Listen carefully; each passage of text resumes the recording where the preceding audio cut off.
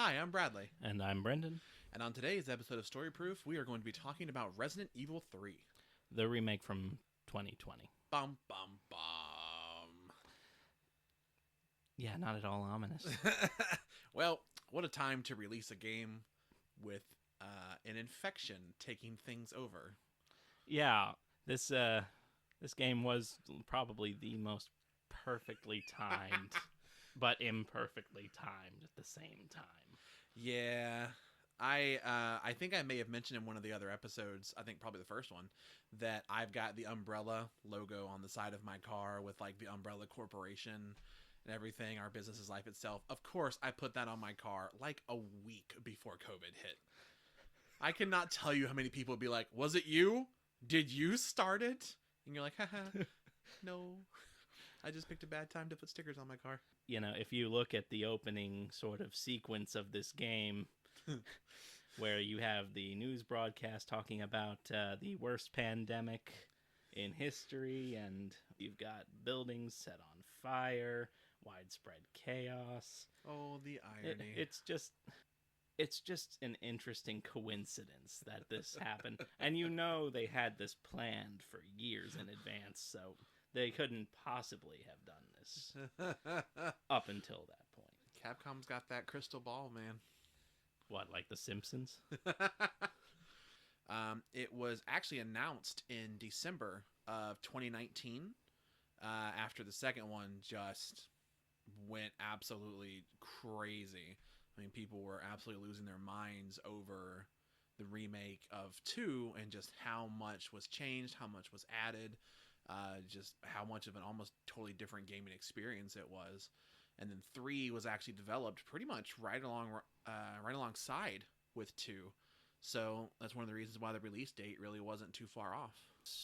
Funny, again, I wasn't really paying attention to Resident Evil up until about like January of 2020. That's when I first really started playing through the game. So I only found out about RE3 coming out pretty shortly after that, like around the time that I started playing through Resident Evil 2, and that's really kind of the catalyst for what made me start playing more seriously in the first place, was finding out about Resident Evil 3 coming out.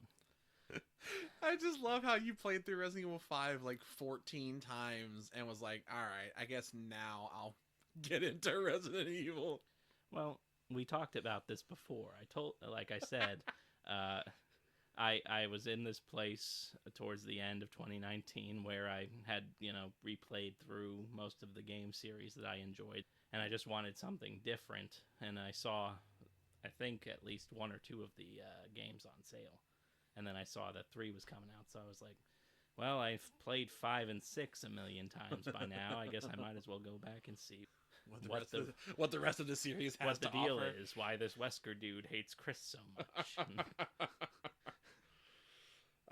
Yeah, it was an interesting one because I played the original 2 before it came out. Like we talked about last time, I played it on N64. I never actually played 3 until the remake, so I've never played the original 3. For me, I literally played 2, 4. That's how I went with Resident Evil, and then I've been hooked since 4. But 3 was a little bit of a kind of a gray area in between. So it was really cool to get to play it in this new, updated sense. It does feel and look very similar to 2, very familiar to 2. It handles really well. The Resident Evil engine is just absolutely kicking butt at this point. And I was pretty impressed by it. I know for a while I felt like I think you mentioned a bit of a cliffhanger at the end of the last episode. Yeah, you mentioned that we might have some slight disagreement on this one, which is fine. Everybody's entitled to their own opinion about these games, but what kills me is that Brendan's like, oh yeah, I kind of like Resident Evil 3. He has more playtime in just Resident Evil 3 than I do in like 4 different Resident Evil games. now, to be fair, I have openly acknowledged that I enjoy RE3 a lot. Do I think it's the best game in the series? No. Do I enjoy playing it more than some of the others? Yes, and we'll get into that as we go along. But, I think it's good when we disagree sometimes. That might bring more entertainment value. Yay. Yeah, I don't know. I'm not gonna lie. I enjoy 3 a lot more now than I did, honestly, even a month or two ago. We don't give me that look. All right, so we mentioned doing a bit of a playthrough against each other a while back for Resident Evil 2, and spoiler alert, I won. So we did Leon's story first in 2, then we did Claire's. I won that one as well. And then I didn't want to do 3 because I think I had like 10 hours in 3 at that point. Brendan had like 90. So I was like, oh God, he's going to crush me. I don't want to do that. But then he kept giving me crap about it. So I was like, okay, I'm not going to be called a coward. If I lose, I lose. So we did a timed run on, what difficulty was it? Hardcore. Yeah, hardcore. Didn't use any of the coins. Didn't use the manual. And homeboy, I won again. So I like Resident Evil 3 so much more than I did before. Well, I'm glad that my misfortune in the game run could bring us all closer together on this game and our opinion of it, Brad. Yeah, honestly though, but in talking about these games much more long form and really diving deep into why particularly I like the games and what I like about them, I think in having those kind of conversations about 1 and 2, it just kind of made me appreciate 3 in a very different way. So yeah, I do honestly think playing it in a speed run, ironically, it kind of made me appreciate all the nuances of the game a lot more than I had before. But yeah, 3, I will say there was a kind of funny thing that happened with 3 where I knew that you had played 2. I think I knew that you had played 1. And then for some reason, when you got into Resident Evil 3, I feel like one day I was like, Brendan's okay at Resident Evil 3. And then you started sending me messages about like, hey, I got S plus on this difficulty. I got S on this difficulty. I played through with my feet and didn't die. And I'm like, oh God, Brendan's really getting into Resident Evil. Holy crap. I remember that, man. Well, yeah, 3 is where I really started to get kind of like crazy into it, and it's kind of interesting.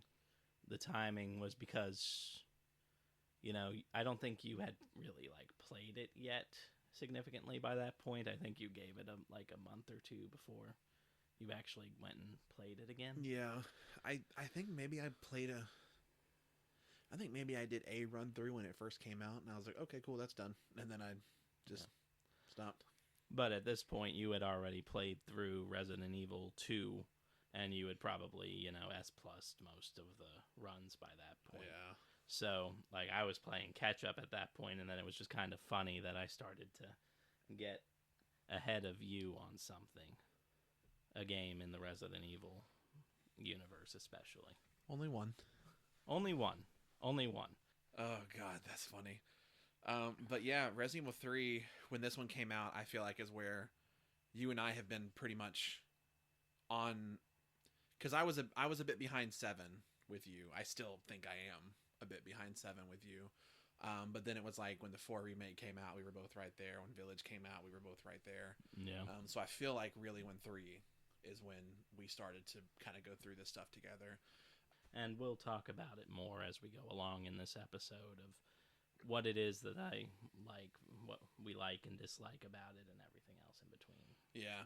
Well, I hate to say it, but speaking of like and dislike, there is one very important thing to bring up with this game as well, was just kind of like fan response to the game. When Resident Evil 2 remake came out, it seemed almost unanimous across the board that like everyone just absolutely loved the Resident Evil 2 remake. Yeah.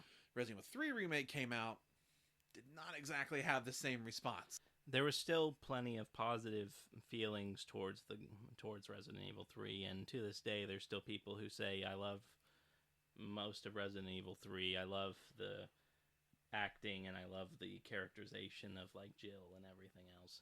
But there are still some who, wish that certain aspects from the original game hadn't been cut, or wish that the game had been longer. Yeah. Wish there was more to the game and everything else. And there was a lot of backlash in those areas. And to this day, some people still wonder why there wasn't DLC or anything else Yeah. for the game. I will say a lot of that stuff I get. I said when it first came out, I played through it and I was like, okay. Because, when I finished Resident Evil 2, then you had the tofu modes, then you had the multiple other versions of the campaign, you had the other shorter experiences and whatnot. So there was like a lot of stuff still there. And then Resident Evil 3, it wasn't there. I finished it and I was like, okay, that's it. Yeah. And I mean, you get the feeling that Capcom may have wanted to do more, but I do sometimes wonder if the backlash that came towards them online might have convinced them to just say, hey, let's cut our losses, focus on Resident Evil 4, just say this is the complete game and shut it down. Yeah, it probably didn't help at all that the time, because usually when you would release the game, if you're going to see how it's going to do, then you can kind of start working on DLC. We were well into pandemic at that point. Yeah. So I kind of think that was not necessarily a make or break. Can't imagine that helped. Yeah, it's just a cacophony of different things that just kind of impacted Resident Evil 3 production-wise and then post-production-wise as well. Yeah. Especially considering that a lot of the same people started working on Resident Evil 4 long before even Resident Evil 3 was released. Yeah. If you haven't played this game, I highly advise it. It is a lot of fun. It is just a hair on the shorter side, so it's not necessarily one of these really long form games that's going to take you, multiple playthroughs to do. You can do it in a sit down, one sit through, pretty easy to get through. Yeah. But I think it's a good time. So yeah, we're going to dive into it. The game opens up with this very timely news report sequence where a reporter is talking about the deadliest pandemic in history. Sound familiar? And, as we said, there's chaos in the streets, riots, looting, people just kind of going crazy bananas. Totally not at all reflective of our previous experiences. This conversation's starting to make me sad, but go ahead. It moves into a Umbrella promotional video where Dr.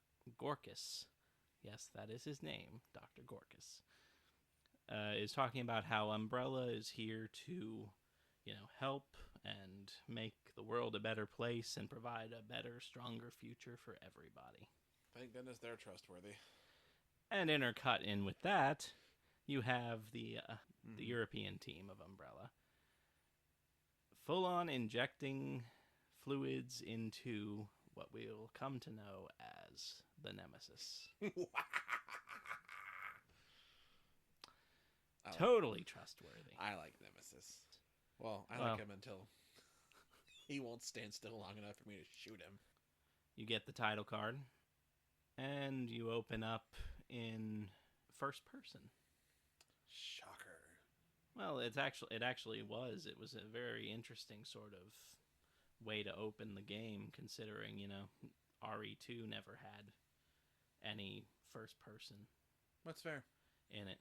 The only first person that we'd had up until this point was from Resident Evil 7, which was entirely in first person. Yeah. So you're sitting here and you're thinking, okay, I'm in first person. Why am I in first person? Is this going to be like RE7 where it's a whole like experience or something like that? And so you wake up and you walk into the bedroom and you see Jill, kind of, for the most part. It's dark, it's a reflection, and then all of a sudden Jill starts dripping blood into a running sink, and she starts to mutate. Which is totally normal. And decompose. It's all a dream sequence. This is Jill dreaming about her post-traumatic stress due to the mansion incident, which happened only 2 months prior. Oh my God, we to just this talked. game. We just talked about that, didn't we? Yep. See the RE1 episode if you want to know a little bit more about that. Shameless self-promotion. So, as we said, Jill is dealing with some post-traumatic stress and issues that are stemming from her experiences there. Her room is just a packed up, disheveled mess because she's planning to, ditch town in a couple days because she wants to continue the investigation that she began on Umbrella with Chris and the whole gang. Boy, she missed it by that much. She was so close to getting out.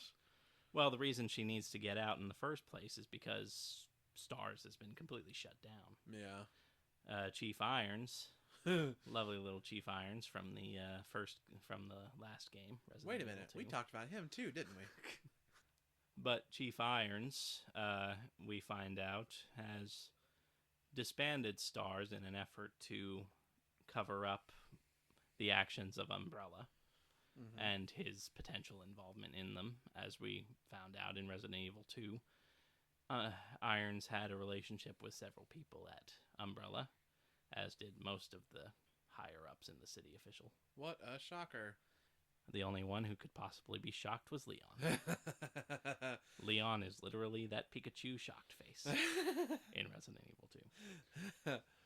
In Jill's apartment, she has this huge investigation board. It's like the classic threads through the various connections, making a web to all the, like, Umbrella is this, you got Irons, you got a nice little picture of Annette Birkin on there. Yeah. There's fun little Easter eggs that show that, Jill's been at this for a while.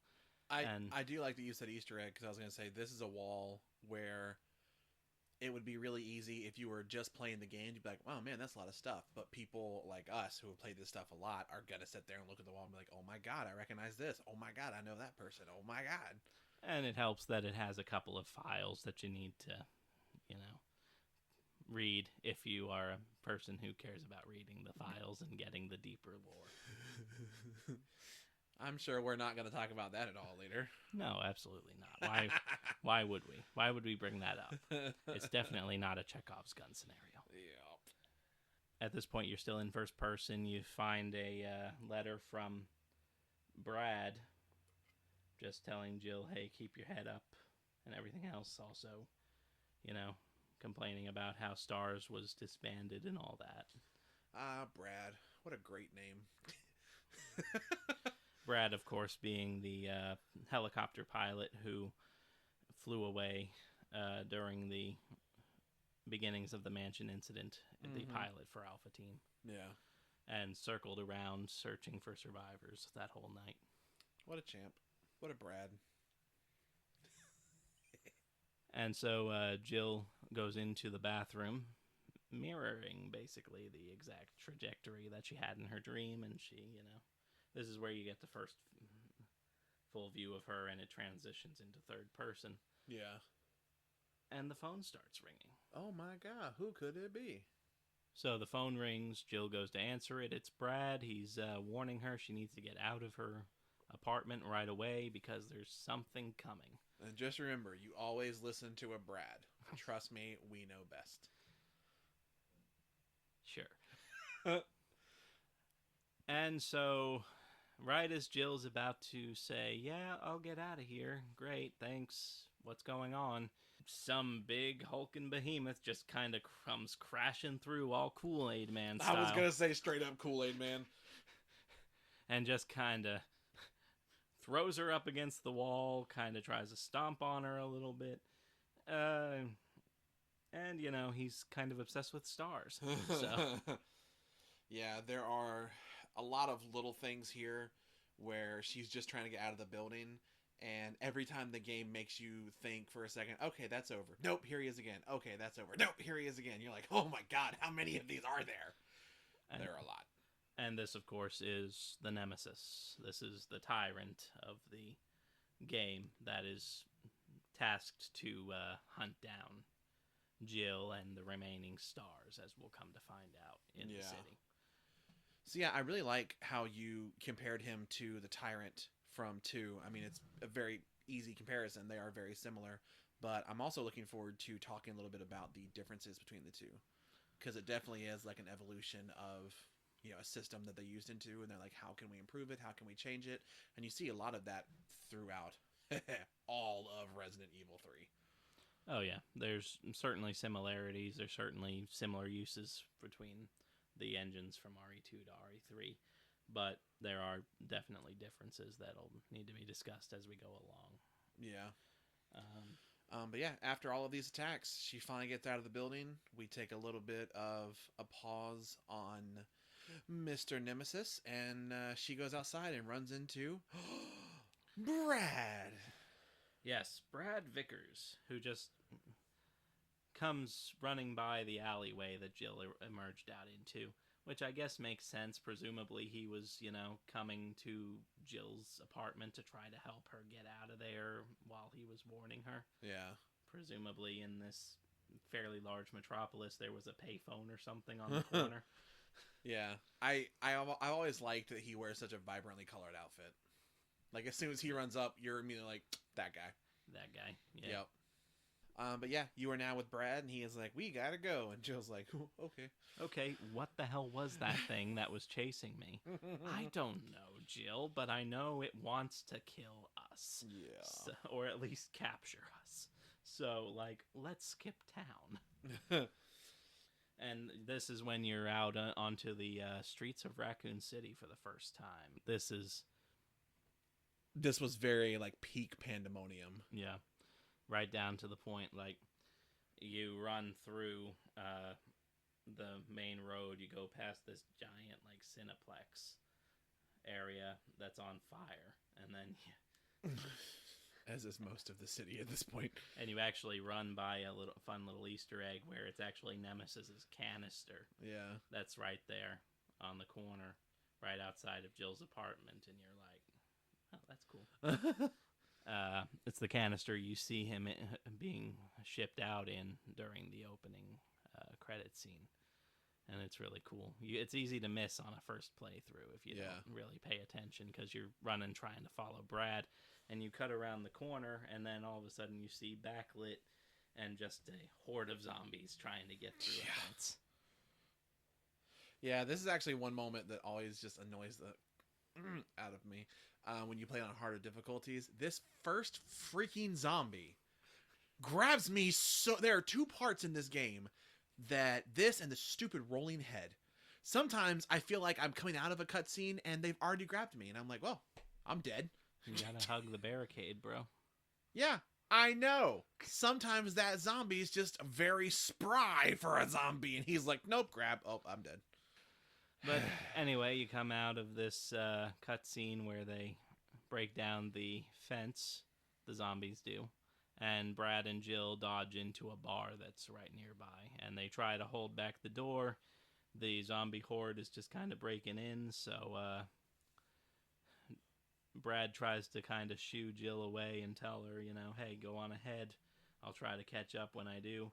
And so Brad gets bit, and he just says, hey, Jill, you got to get out of here and live. Get going. Don't screw up like I did. And so Jill runs and leaves Brad to try to keep holding the horde back as long as possible. Hold the door. We're not doing a hold the door thing. Against a bunch of zombies? Come on, man. But yeah, she runs away from that, and she goes into a parking garage you're trying to get to the roof of. And when the elevator opens is when the game actually introduces a new mechanic into the fold. The dodge option, which sounds oh so simple, and it kind of is. And it's a nice addition to the game, and it makes sense that it's introduced here with Jill, since she's had, the Special Forces training and everything else, whereas Resident Evil 2, Leon's a rookie cop who's never actually been on a beat, and Claire's a college student. Yeah. So it makes sense that they wouldn't have super special timing to, roll out of. But yeah, it's really cool that they introduced that mechanic that kind of gives you a way to sort of avoid, not really sort of, but to literally avoid some of these zombie attacks that otherwise you wouldn't be able to avoid. Yeah. And at this point now, hopefully you've successfully dodged your first zombie. If not, no big deal. But Dodge, dip, duck, dive, and get to the elevator. Jill enters the elevator and goes to the roof of the parking garage, where there is indeed a helicopter waiting for her. Oh and my hovering. god. And right as Jill's about to get there, what should happen but the tail end of the helicopter blows up. Wouldn't it be funny if it didn't know if that was the end of the game? Jill just gets on the helicopter, flies away. You're like, man, that was easy. That would be wild. That'd be a terrible game, though. It would be absolutely terrible. Then people could really complain that it was short. The game's not that short. It was 6 minutes. Okay, yeah, that's fair. I don't think it's really clear how the thing blows up, though. I don't know. I think it just literally blows up. I don't think you see a rocket fly towards it or anything. You can't really tell. It just sort of blows up. So Jill's just really unlucky in that. Maybe it's just a faulty. Maybe Nemesis didn't even do anything. I kind of assumed, because Nemesis shows up right there, that maybe he shot it, because we know later on that he gets a rocket launcher. How funny would it be, though, if he was just like, oh, a helicopter, boom, oh, it blew up on its own. That's weird. Oh, hey, there's Jill. Like, that would make for a very funny sequence of events. Nemesis is just like, wow, this was very fortuitous. The helicopter tail end explodes. It goes spinning around in a way, crashes, and Jill has to enter a car in the garage, because guess who's showing up but Nemesis? Yeah, and this is one of the quick time events where you're trying to get the keys to the vehicle as he's just slowly, horror movie likeness, walking towards you. Complete with just like dramatic zoom ins every time you complete one of the quick time events, and the big Hans Zimmer themed thwom. It's so dramatic, which, I mean, to be fair, yeah, that would be what that would be what I would feel like if I were being attacked by this hulking, like, 10-foot behemoth that's hell bent on killing me. And how weird is it that they added quick time events into this? Yeah, I mean, they had them in 4 and 5, but yeah, it is a little weird. Like, we're mostly past the era of like quick time events in video games by this point. Thank God. I mean, there's still some out there to this day that do quick time events, and they have their place, certainly. No, they don't. And I guess you kind of do have to do something with this car to just sort of... It could have been a cutscene. It could have been a cutscene. It could have been a cutscene. Yeah. I honestly think the only reason they didn't make it a cutscene is because they can do him slowly walking towards you and you feel in control of it. It makes you feel angsty because you're like, oh my god, I have to do this, as opposed to just watching and be like, should be fine. But anyway, the quick time event, you literally just drive the car into Nemesis, and he tries to hold you there. Doesn't work. Eventually, he kind of gets thrown off. You drive off the top of the parking garage, and it blows up. And this is where Nemesis loses his hood. Yep. And he that beautiful face. Oh yeah, he's a looker, man. This is the moment where like everything just gets really metal because you're just surrounded by fire everywhere. You're crawling back as Nemesis imposingly stalks towards you, and he's kind of on fire, and you got fire in the background. Like, just imagine like what it would be like on your first day in hell. I imagine it looks pretty much exactly like that, actually. So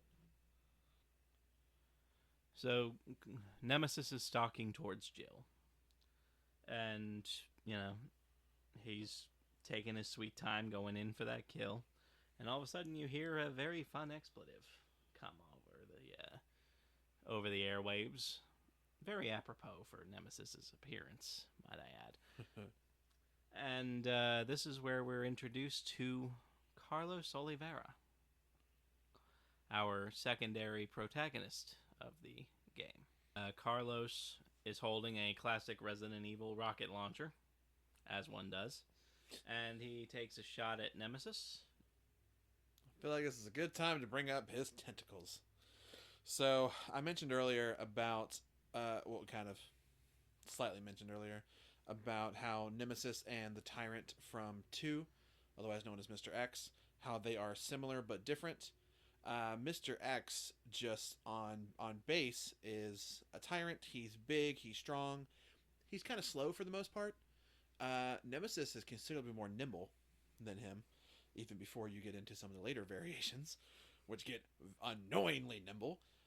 But he's got some abilities that give him a bit of ranged abilities even before he starts using guns. But that's one thing I really have always thought sets him aside from a lot of just regular horror game type things is the fact that it's bad enough and scary enough that you have a big, almost unstoppable thing lunging at you.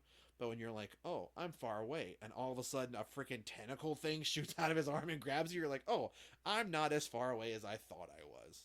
So we have seen it before, but here uh, he catches the rocket and just sort of throws it away. And then Carlos takes a second shot, makes contact, and this temporarily downs Nemesis long enough so that Carlos can take Jill to the subway station that he and his cohorts have set up. Cohorts.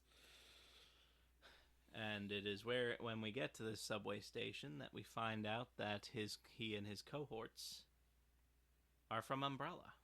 Bum, bum, bum.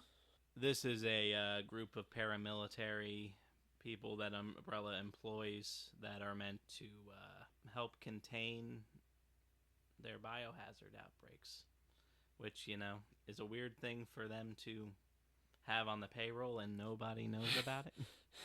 Also, no one questions it. Like, this is in case we start a biohazard event. This is in case you start a what? No, it's just what if. It's just what if, guys. We're a pharmaceutical company, so, you know, eventually something might happen. I don't know. It feels like that's kind of hard to explain, but I guess if you're in a paramilitary situation, you're not really going to ask questions as long as you're getting paid.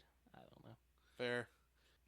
Jill, you know, brings up her obvious issues with Carlos being a part of Umbrella. Jill has some trust issues with Umbrella, I think. Can't possibly imagine why.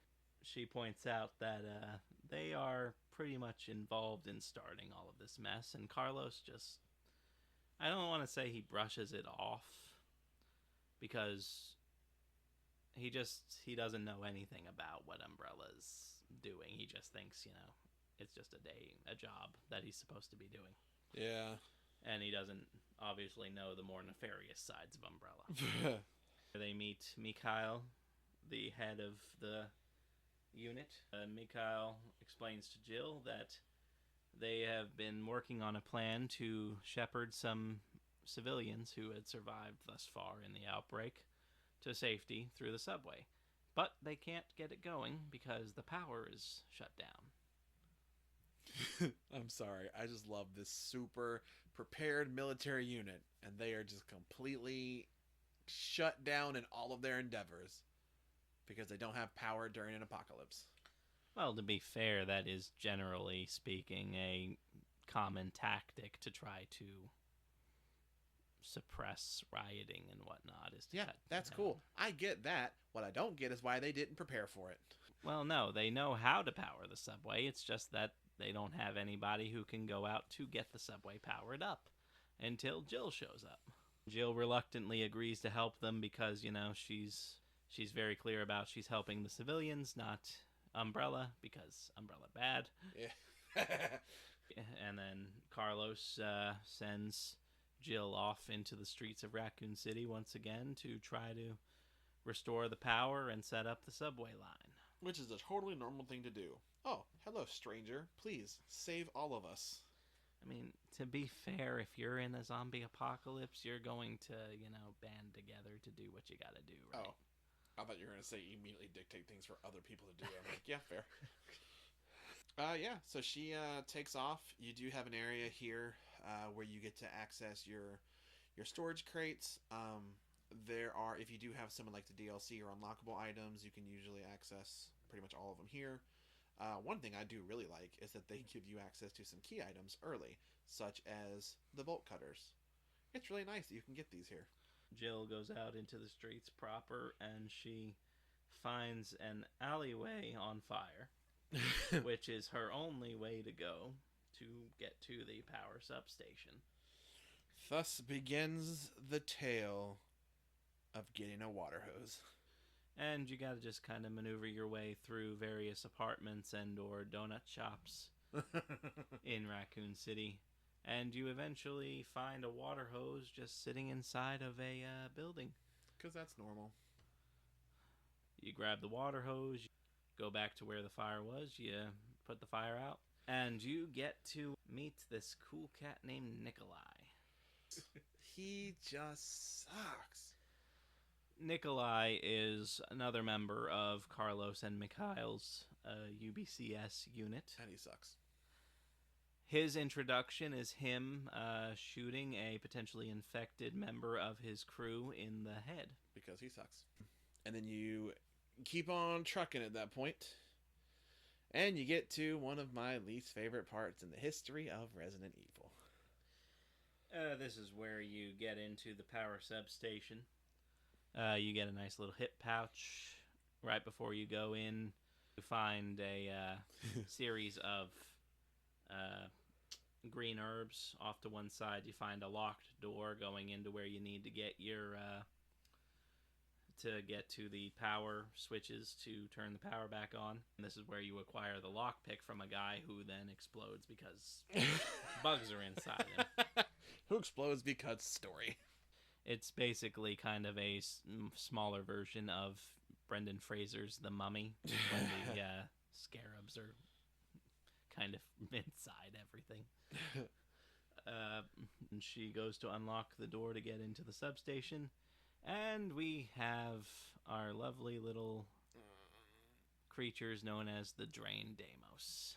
They're gross. They suck. They implant their larvae inside of you, and please stop saying larva. You get infected by these creatures. Your screen gets all crazy and everything else. And so some people who don't read the files might just continue on anyway, thinking, okay, this is just what's happening now. And they'll quickly find themselves basically bursting little babies out of themselves. What? No. You just have to move slow the whole time. She throws up at the end. If you make it out. Really? If you take too long, she just dies? Yes. Oh, I didn't know that. I always just thought you gave me shit because I walked slow the whole time. Yeah, okay. So I did this a few times and never read the green herb part. Because I was like, file, cool, whatever. Bradley doesn't read files when he plays these games. He just goes through blind. I mean, I go back and like research stuff later, but in the moment, no. I'm like, I'm here to kick ass and take names. So Bradley, the first few times through the game, just assumed you had to go through this whole section infected and hobbling. Yeah. Even though they gave you 2 green herbs right outside the door. Yeah, I always mix them. I'm like, ooh, a green and green herb. This is great. If you're not as fortunate as Bradley apparently was in getting through the whole section and getting out quick enough. Yeah, because I'm a gamer. You will have your stomach burst and the baby bugs will kill you, basically. Oh, that sucks. I didn't know that was a thing. But the easiest solution to not have to hobble, not be infected, is just to eat a green herb, and that helps you to expel the larva. This is the grossest sounding segment I've ever been a part of. Well, it is a pretty gross section, Bradley. That is fair. But yeah, you go through the substation, you flip on all the switches, you get power back to it, you do fight through a few of the buggy bugs on the way in and out. There is a very funny moment where there's what appears to be a wall built up, and one of these dudes just straight up Kool-Aid mans through it. Like, straight up, arms spread, bust through it. It's not in a cutscene. It's just as you're walking towards it. The one thing that's really annoying about this area is that color scheme wise, they blend in very well, and sometimes they'll walk on the ceiling. So sometimes you're just like, boom, the hell was that? Look up. Oh, there's like 5 of them. Yeah. But you make it through the section, you turn the power back on to the whole quadrant of the city that you're in. It's very cool looking. It's a big, like, burst of electricity that makes the whole nest of these creatures collapse. It's really awesome. Yeah. So you exit the substation area, and you're just running back the way that you came, and hello, Nemesis. Yep, he's back. I forget, does he grab Jill here and just toss her? Yeah. He likes to grab Jill by, like, the head or the throat and just toss her a little bit. Nemesis's biggest problem is that he likes to play with his food. Yeah, he doesn't commit. When he grabbed her, crush. Oh, well, game over. You can either try to outrun him, or if you are able to, you can dodge and weave and try to down Nemesis. And if you put him down long enough, he'll actually drop a item box where you can get attachments for your weapon. Yep. And then if you down him enough times throughout this whole run-through section of the city, you can actually get, like, extra ammo or something like that with it, too. Yeah. Which is a fun little mechanic. Yeah, that is one thing I was going to say. It's very different about Mr. X from 2 versus the Nemesis from 3 is if you down Mr. X in 2, the only thing you really get is time. You can maybe get a chuckle if you shoot his hat off. That's kind of funny. But other than that, you just down him to get a bit of time where he's not right on you. This one with Nemesis, you get a bit of time, and yeah, he is dropping attachments. I think some grenades. He does drop items as you continue to down him, but he's pretty bullet spongy. It takes a little bit. Once you get to the building where you got the water hose, you can also get the shotgun, which is in the room adjacent. And it's in this building that you also have the subway control station's headquarters, where you can work on the terminals. Yeah. And there's a decent puzzle here. It's not too difficult to figure out. Yeah, it took me a little longer the first time than I care to admit. But Jill works through that and gets the subway up and running. And this is where we meet a new little variation of the zombies, courtesy of Nemesis. Yeah. These guys grow a little... It's hard to describe. I was like, go ahead, describe it. It's a little like dome. I must say, it looks almost like a beehive with an eyeball and an antenna. Yeah. So it kind of clamps... Wait. Just let that description sink in for a second, and if you don't know what they look like, be like, yeah, I now know exactly what they look like. It's an interesting thing, and you haven't seen them up to this point unless you're playing on, like, Inferno mode, because I think Inferno, you're introduced to everything so much quicker, but of course, you don't need to be introduced to everything, because if you've played Inferno mode, you've already done everything. It's an interesting variation on... the general zombie. It's an annoying variation. It's very annoying, but it's an interesting variation. You have to, like, hit it directly in sort of the little eyeball section that forms inside of the little clamping area in order to sort of stun it and then get it to fall off and kill the zombie proper. Yeah. But the tentacle giving it the reach definitely makes it a little more annoying. Yeah, it honestly, to me, it really reminded me of the Plagas from 4. Where you're like, oh, they're really far away. Ah, shit. Okay, never mind. Yeah. Which is an interesting point. Yeah. Foreshadowing. At this point now, you're making your mad dash back to the subway station, and if you go a certain route through the donut shop, you get a cutscene where you actually see Nemesis forming one of these new variations of zombie. It doesn't go super in depth to how he does it, but it looks like he is able to go up to regular zombies and turn them into these upgraded versions that have a ranged attack, are more lethal, are a little harder to kill. You get to the subway station. Mm-hmm. You meet up with Carlos, who's like, hey, you're back. Great. Yay. So everything's up and running. Let's get going. And then Nikolai comes in and confronts Carlos and Jill. And Nikolai wants to know why Jill's around and involved in all this. And Carlos is like, hey, she's the one who got the power back on. They start to make their way into the lower parts of the subway system towards the track. And who should appear but old Nemesis? What a shocker. He's busted through a wall or something, and he's coming around the bend. Jill's kind of gonna go join the guys for a second down in the subway station, realizes, oh wait, no, he's after me. Runs off and tries to draw Nemesis away from everybody so they can have a chance to get out. And this is a point of controversy for some of the fans, because this is where Jill gets one of her iconic lines, and it's very easy to be missed. One of her iconic lines from the original 3. Yeah. Her classic, "You want stars, I'll give you stars" line. Yeah, I don't know if I knew she said that. Yeah, she goes to Nemesis and she says, all right, you creepy-ass stalker. You want stars, I'll give you stars, as she's running away initially. And if you get, hit by Nemesis, it can cut off the line. Maybe that's why I don't know the line very well. It's very easy to get hit by Nemesis here if you aren't paying attention. Dude, or, he looking behind. He is barreling after you, man. Yeah, he's really, really dangerous in this narrow hallway that you've cornered yourself into. Yay. So it's at this point that Jill has to avoid Nemesis. You lead him off into a room. You have to escape through a grate in the floor, which leads down into the sewers.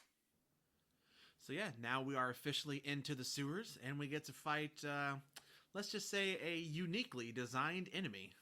Yeah, the Hunter Gammas. They are awful. I say awful, they just look kind of gross. They're pretty much like a giant mouth on legs. They take quite a bit of damage unless you set them on fire. Yep.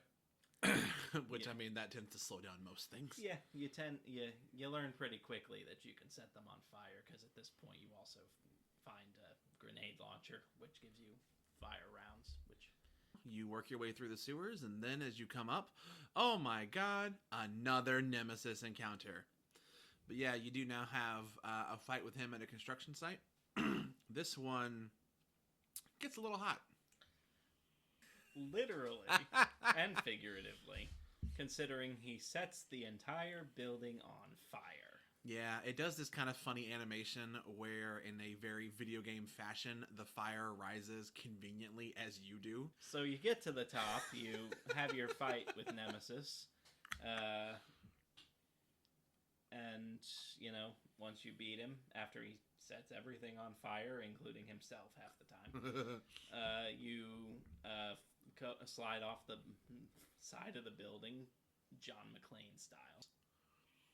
Yeah, so you come back down onto the streets, you go across an extended fire truck ladder, and we're in a really familiar location. Yep. At this point. It looks like we were just here in Resident Evil 2.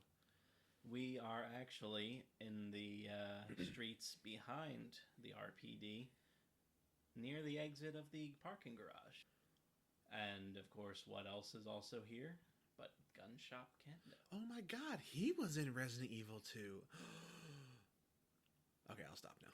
We knew that this encounter might be coming, too, because I don't think we talked about it in the RE2 episode.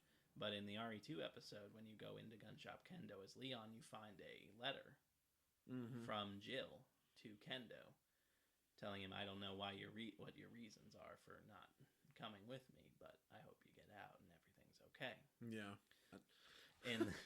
In this instance, you get to see that encounter with Jill and Kendo, and it's a fun little... That's nice. Encounter to show you some of the continuity that's coming through. Yeah. Between these two games, especially knowing that they were made at the same time. Yeah. And so, yeah, Jill asks him to come with her, get out of the city. So, but he begs off for reasons that he doesn't get into with Jill, but we obviously know because of Resident Evil 2. And there's actually another nice little thing here. Not nice. But if you actually go up to the door that Kendo disappears through, you actually hear him talking to his daughter. Yeah. And so it's a nice little callback to Resident Evil 2. Yeah.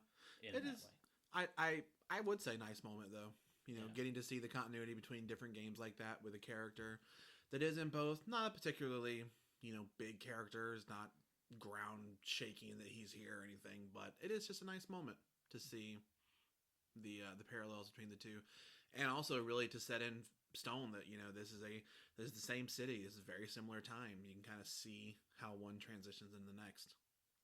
Jill goes through the back alley through a house, and who should we encounter but Nemesis? Oh my goodness, what a surprise.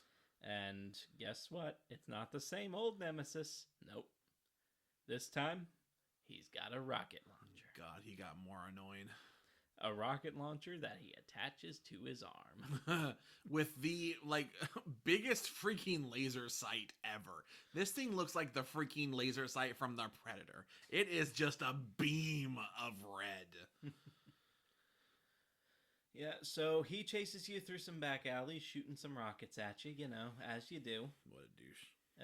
And you actually end up being chased back out to the area where the power station was from earlier. And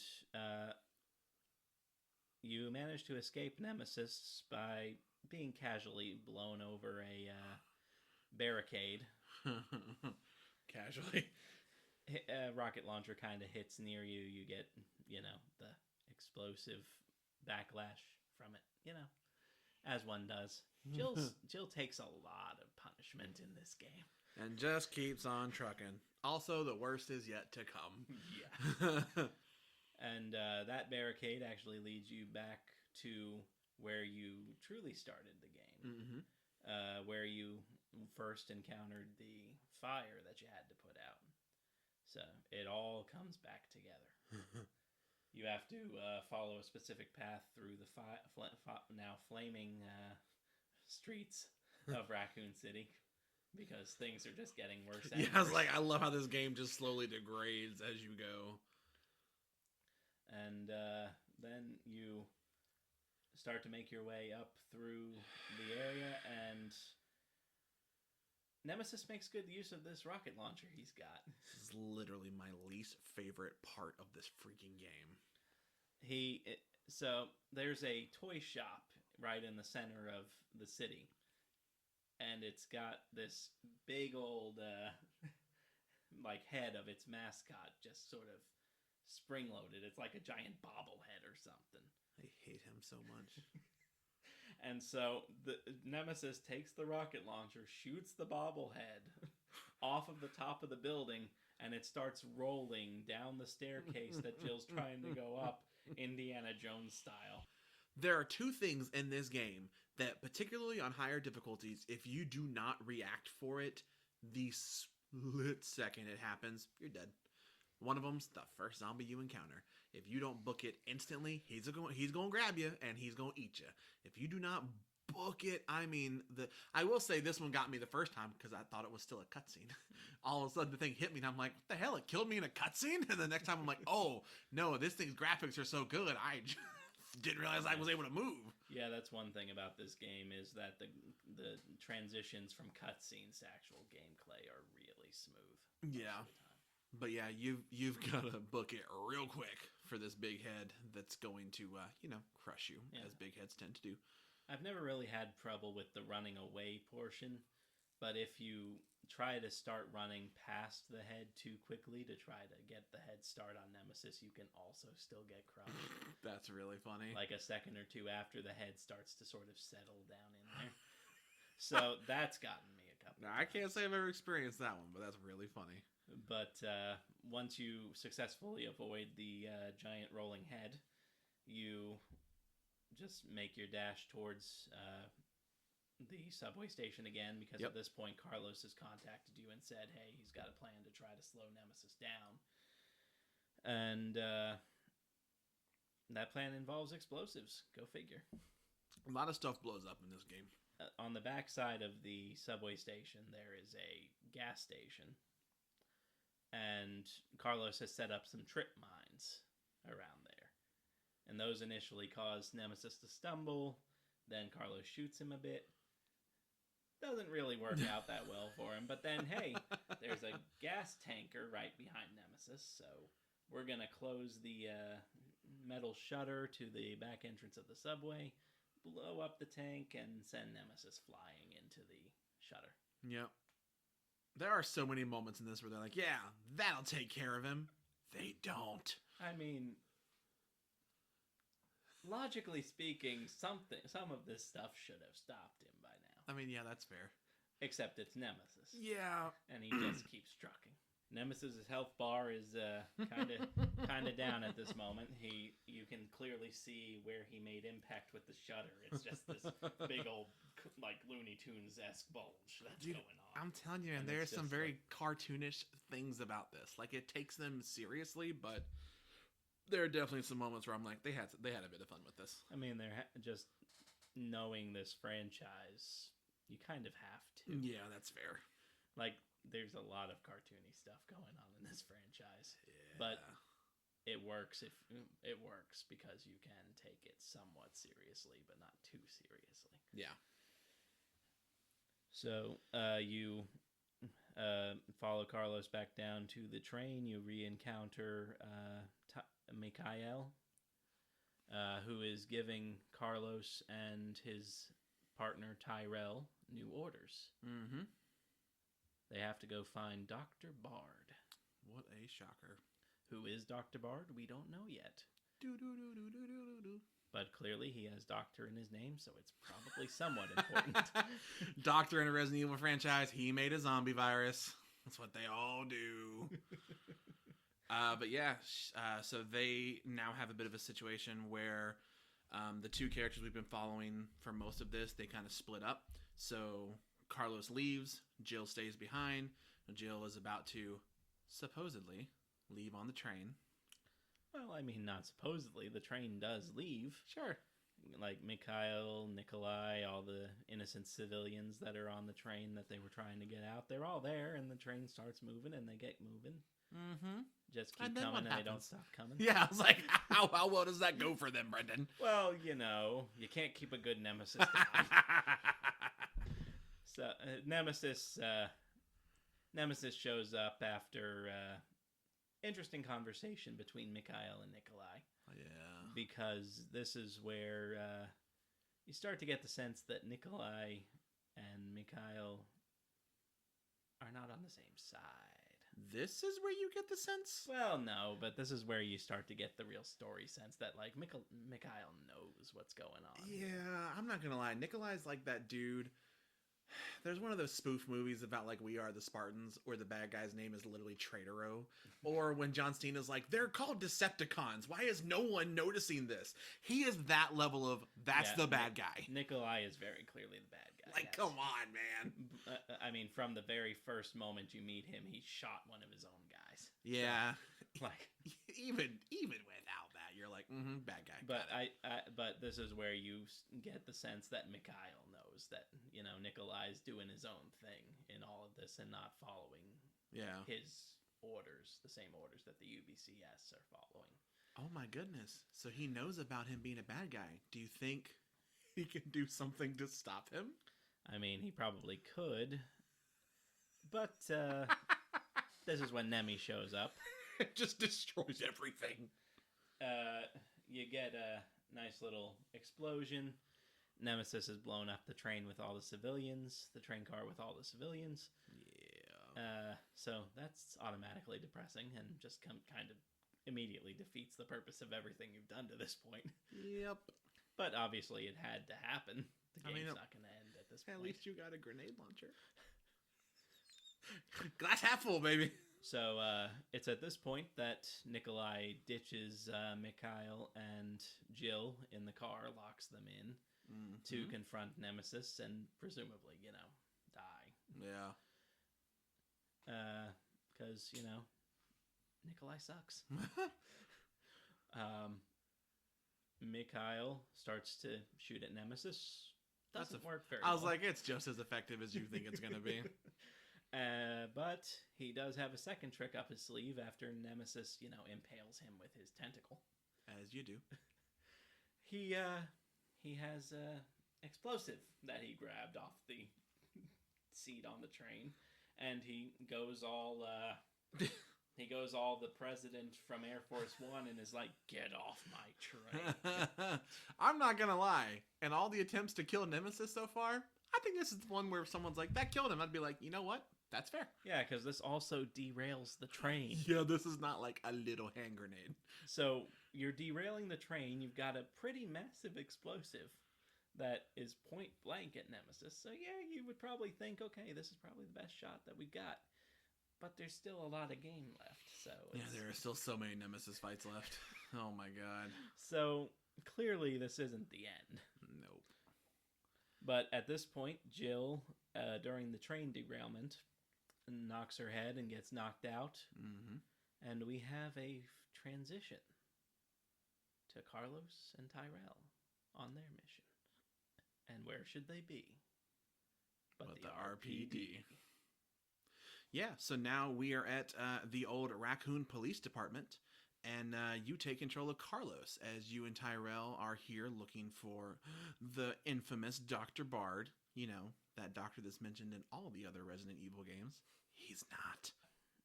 Dr. Bard is supposedly, based on the latest UBCS intel, hiding out in the STARS office at RPD. So Carlos and Tyrell make their way through the makeshift graveyard that we're familiar with from the B scenarios in Resident Evil 2. And it's here, as they're making their way through, we get what is honestly one of my favorite cutscenes in Resident Evil. Uh-huh. Because of what it does with continuity and how it sets up Resident Evil 2's events after the fact. And this is where you find Marvin.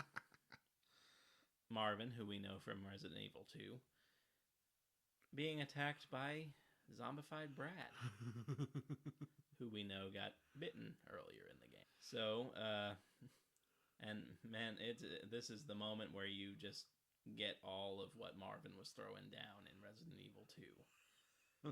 Because, in Resident Evil 2, during the cutscenes with him and Claire and him and Leon, he's like, don't make the same mistakes that I did. And he's like, if you see one of those things, uniform or not, shoot to kill, Yeah, and the reason I was laughing through all of this is especially the first time through a game, I usually take my time, I watch everything.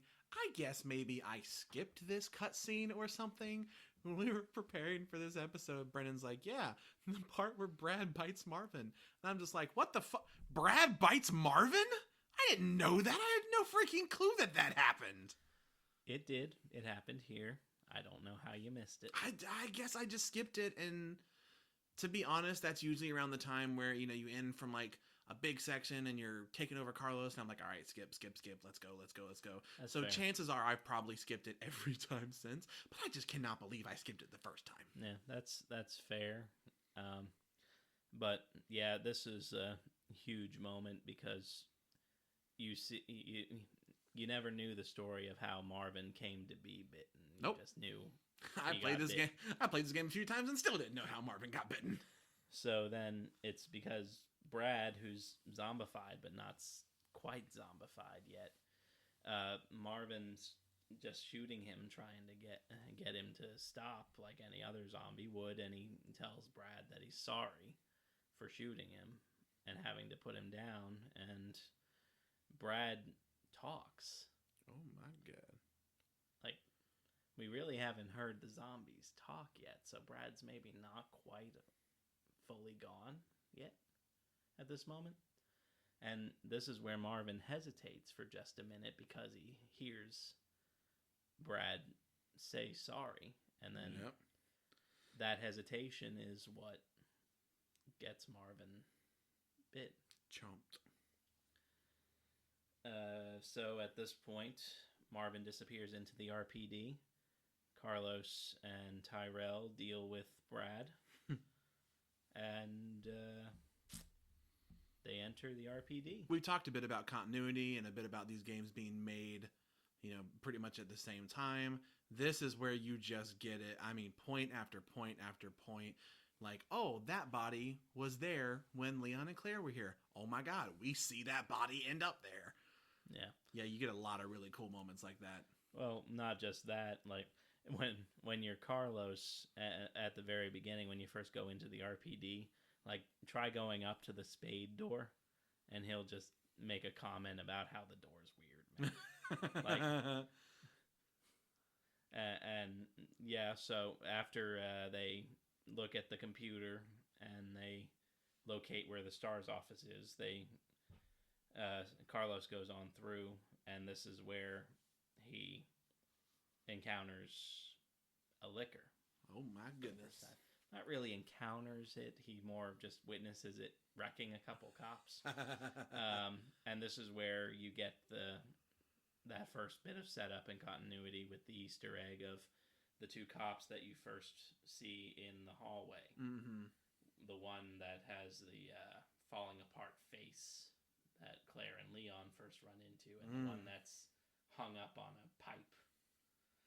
Dude, I gotta be honest, the first time I played the Resident Evil 2 remake, when you get up to that dude's and he turns his head and you see all the man, I was like, oh, I'm gonna like this game. That was the first moment I was like, man, these graphics are freaking next level, dude. It's gross in all the best ways. Carlos continues on through the RPD, encounters a bunch of zombies. Yep. And he goes up the hallway through to down the direction where the STARS office is supposed to be. He finds it barricaded, and so he tries to go around through a familiar bathroom. Yeah, if you guys happen to remember, there's a section in Resident Evil 2 where it looks almost like a bathroom got blown up. Well, what do you know? But in this game, it is pristine. Only for now. Give it time. But clearly, somebody during the initial outbreak of the virus in Raccoon City was planning to blow the wall because there's C4 sitting on it. So Carlos grabs the C4 and goes in search of a battery to try to detonate it. Yep. Carlos picks up a key, gets into the armory room. It's actually here, if you're playing on the harder modes, Brad comes back into the armory. Huh. And you have to encounter him and fight him again. Fight him? There's one zombie. Yeah. You have a machine gun. But he's important, so he takes extra damage. You have a machine gun. So he blows up the wall, he gets through it, and then he makes his way to the STARS office. And, oh my goodness, Bard's not here. Who'd have thunk? Would it really be this easy? Yeah. Yeah, they get into the STARS office, and, you get the same fun little things that we talked about in the Resident Evil 2 review. You have, which is Jill's desk. And everything else, you know which one is Chris's desk. You get the picture of the STARS that is superimposed from the original Resident Evil. Mm-hmm. You get a file about the Spencer Mansion incident. Just a smorgasbord of Easter eggs and references. Tyrell comes in and starts trying to establish a connection to try to figure out, okay, where did he go next? Try to contact the rest of the team, figure out what the next move is, get orders. And it's kind of fun because Tyrell logs on to Jill's computer in order to do it. But it's at this point that Carlos gets a call over his earpiece. But you don't hear the other side of the conversation. You don't know what's going on, but you have to assume, probably Jill. Everything seems kind of urgent and crazy. And so Carlos leaves the RPD to go try to track down Jill. And then we change characters again. Yeah, we jump back in time just a smidge to when Jill first wakes up after the derailment from the train. She makes her way out of the subway station up to the streets, You hear a nice little roar from Nemesis because, of course, he's still trucking. Yeah. And Jill makes her way up onto a little crosswalk that goes over the river that's nearby. And this is where you see Nemesis kind of on fire. Yeah, and he has... He's not having a good day. He's not. He's on fire. He's writhing in pain. He's not having fun, and he falls into the river. And so Jill calls Carlos and tells him, and informs him about Mikhail being dead, how the train derailed, everybody was killed, Nemesis showed up again, Nikolai betrayed everybody. I think that's probably the second biggest one after Nemesis is back again. And it's at this point... Yep, he is officially into beast mode Nemesis. Yeah, he's mutated. A little bit.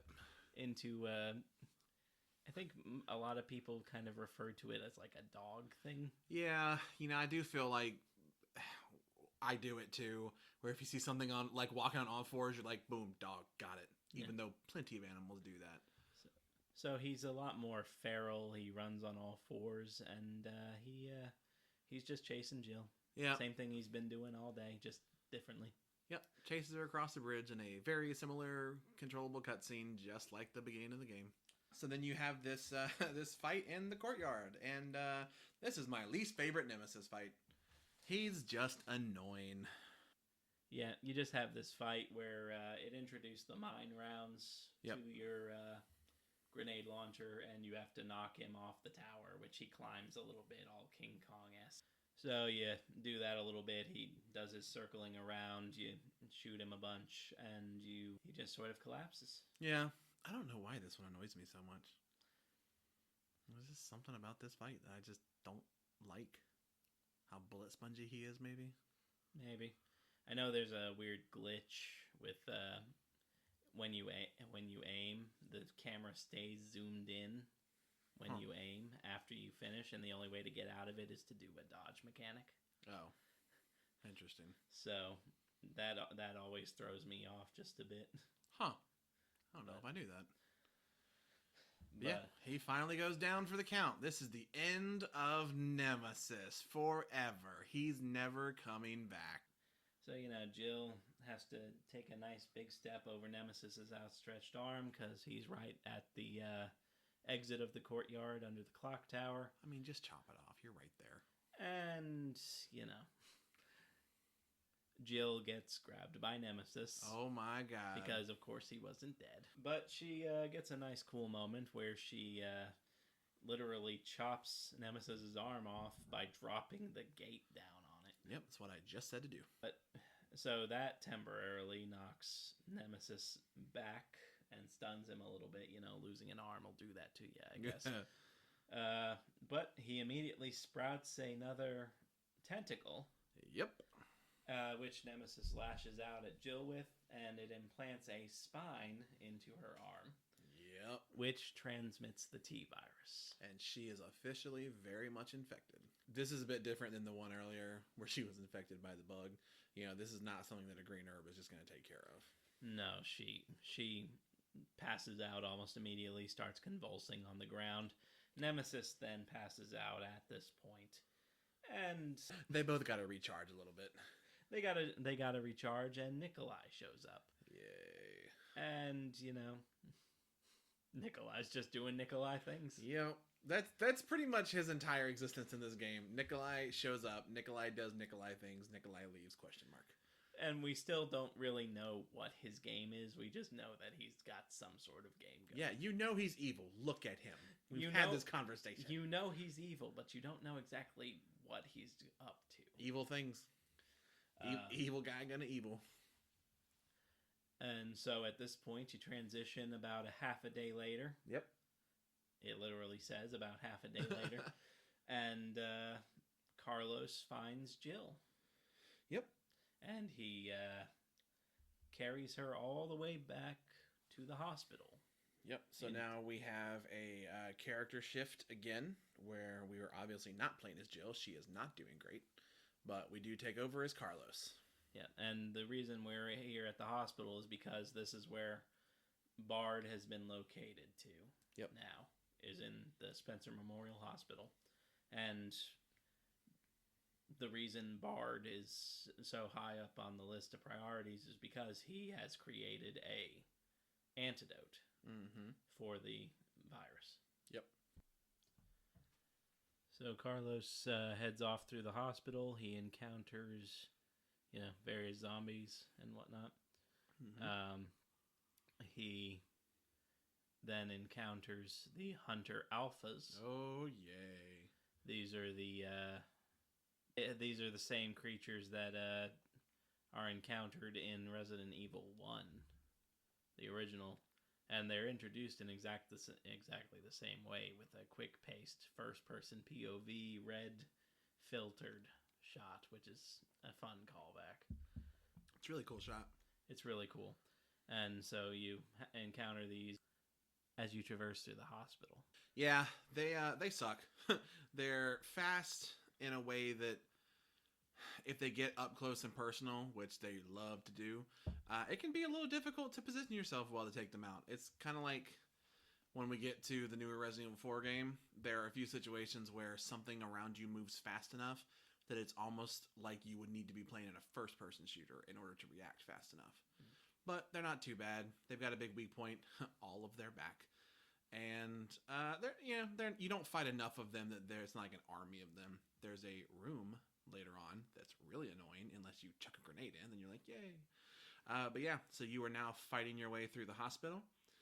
You do eventually get to the place where Dr. Bard is. Yeah, at this point you've had to have collected a tape to include in a tape recorder that has Dr. Bard's voice, because Bard's office and lab are hidden behind a voice-activated lock. Yep.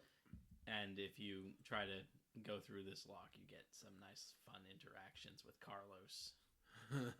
Just saying various phrases and getting more and more annoyed with the vocal lock as he goes along until you have this recording. But you go through the door and you find Dr. Bard, and he's dead. Mm-hmm. This scene I think is fine. I think it's a little cliched because it's the thing where he's in the chair and his back is to you and he's like, Dr. Bard, as he turns around, oh, you see his throat's been cut. It's a little cliched. Yeah, I mean, cliches aren't necessarily inherently bad. It's more just usage of cliches that can make it bad. Yeah. It's just one of those, reveal things. You kind of assumed you weren't going to, find him. That would be too easy. Yeah. What's real? That would be funny. Here's Dr. Bard. Oh my God, Carlos, here's a duffel bag of vaccine and antidote for you. Thank you. Oh, thank you. We, if you read the files, you know that this guy is not that altruistic. Okay, for the record, you don't have to grin evilly at me when you say read the files. I have read some of them. Not this one, but some of them. Well, this one is just, him talking about how he is going to cheat on his wife with a bunch of hookers at a conference with the senator from whatever state Raccoon City is in. Well, damn, I kind of wish I read that one. That's really interesting. And also with Brian Irons. Oh, yeah, that's not surprising.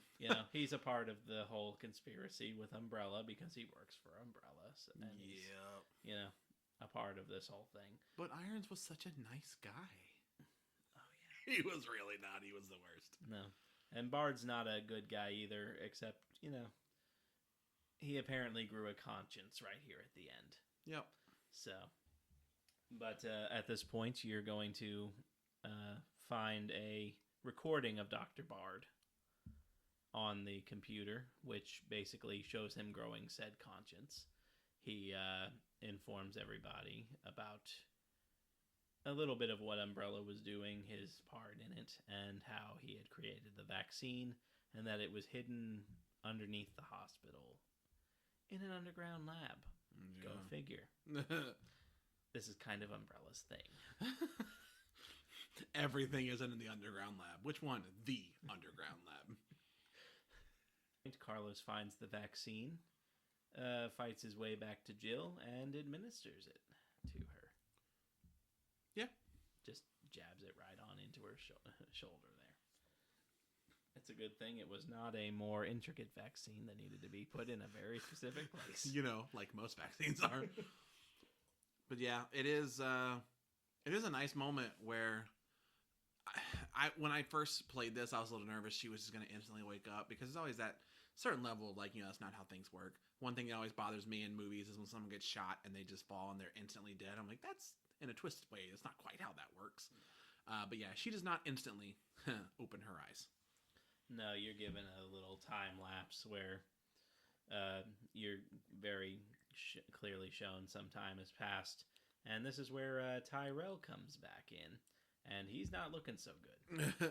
He's kind of beat up. We don't know exactly why. Presumably just walking, you know, through the city. Yeah, he's not as good as Carlos at, you know, not dying. And he informs Carlos that the U.S. government is going to drop a nuke on its own city. What? They would never do that. In order to contain the virus. So after Tyrell tells Carlos that the nukes are coming. Yep. They start to hear some banging on the walls and doors and windows and all that. Yep. And Carlos goes out to, you know, just try to buy some time for Jill to recover from the vaccine, and Tyrell to try to get some word out to somebody about the vaccine. Yeah, this is a very, very combat-heavy part of the game. Yeah, this is basically your classic sort of cabin defense maneuver. Anybody who's done like the RE4 remake or original, and just a dozen other different video games and everything else in between. It's basically just one horde of zombies coming at you, and you have to kill them for a specified period of time. Yeah, and they're coming through different windows, different doorways. There are zombies you can see in the distance that if you shoot them, nothing happens, which is a little annoying to me, but fair. It sets the scene. And the ultimate goal here is that the hospital's windows have security shutters that are slowly descending. And Tyrell is working on trying to get them to close as quickly as possible.